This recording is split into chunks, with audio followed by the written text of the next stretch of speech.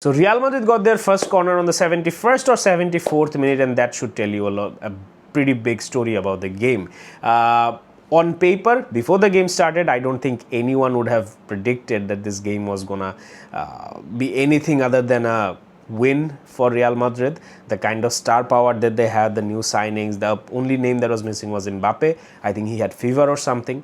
On the other side, Al Hilal by themselves were pretty impressive as well. On paper, they had names like Cancelo, Malcolm, João Neves, Ruben Neves, Bono, who eventually saved the game for them. So there were some big names in Al Hilal as well, but let's be honest, if you like weigh it pound for pound, you don't really measure up to what Real Madrid had bought in the game tonight. But if you're a Real Madrid fan, you probably am pretty disappointed, frustrated, and rightfully so maybe, but you have to understand a few things here, that this is a new manager, this is an entirely new system, and this is a entirely different kind of demand that these players are getting from their manager, and it will take time getting it through to the players. So what are some of the positives, what are some of the negatives, how Xavi Alonso can sort of change this team gradually, getting ready before the season starts, and what we can expect from this Xavi Alonso team going forward.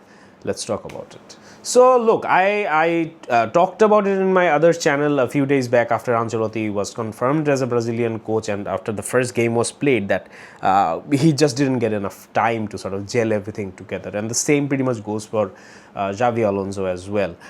For a team like Real Madrid, and especially when so many new names are coming in, you definitely need a substantial amount of time to give to your players, your manager, your coaching staff, and just in general getting to know the environment that is Real Madrid, and it will definitely take time. And this transition is even significantly different, and it should take more time because you have to factor in the kind of football Real Madrid used to play prior to Xavi Alonso for a long period of time, and I'm not just talking about Ancelotti, for a long period of time under a lot of managers, and the kind of football Xavi Alonso wants his team to play. So the primary difference is Real Madrid has always been one of those players, one of those teams who reserved their energy, who were efficient, who found themselves to be very effective, getting the wins regardless how they have played for the entirety of the 90 minutes, but eventually getting the result out. And that is a way of football that can be labeled as efficient.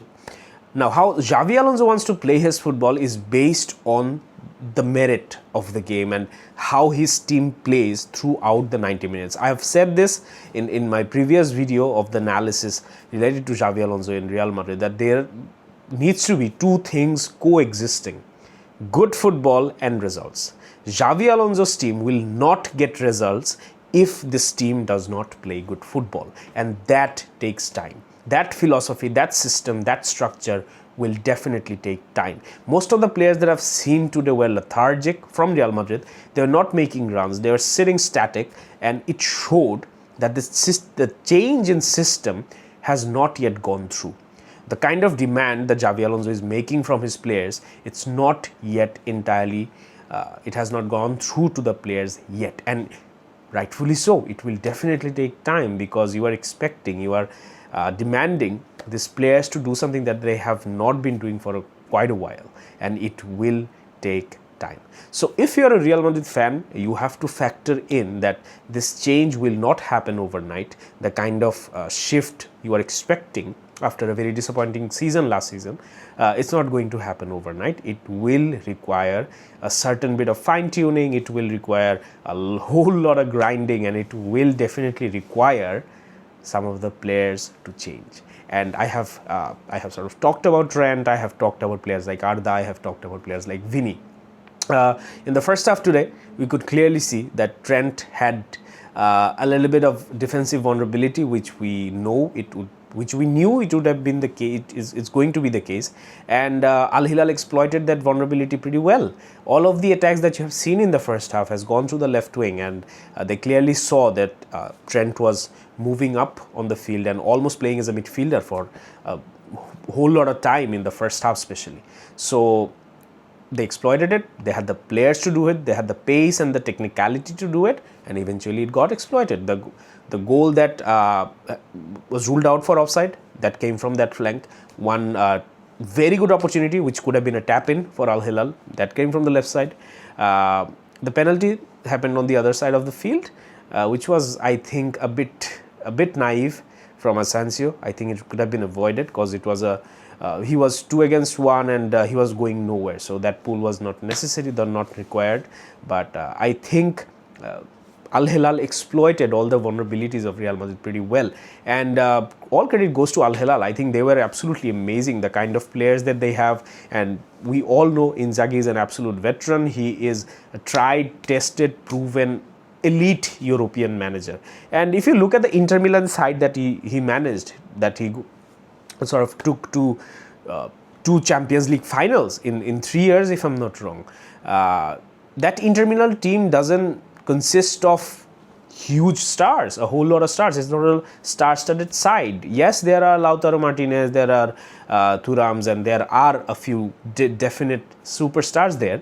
But if you like compare it against teams like Real Madrid, if you compare it against teams like Manchester City or even Liverpool, PSG, obviously, it's not on the same vicinity. It's not team filled with 11 stars, and in Al Hilal it's pretty much the same, and he is making do with what he has. And I think as far as being a very special manager goes, this makes Inzaghi a whole lot of special. So in summary, if there is one positive that I have to sort of take out from this game as far as Real Madrid is concerned, I think they have finally a structure back.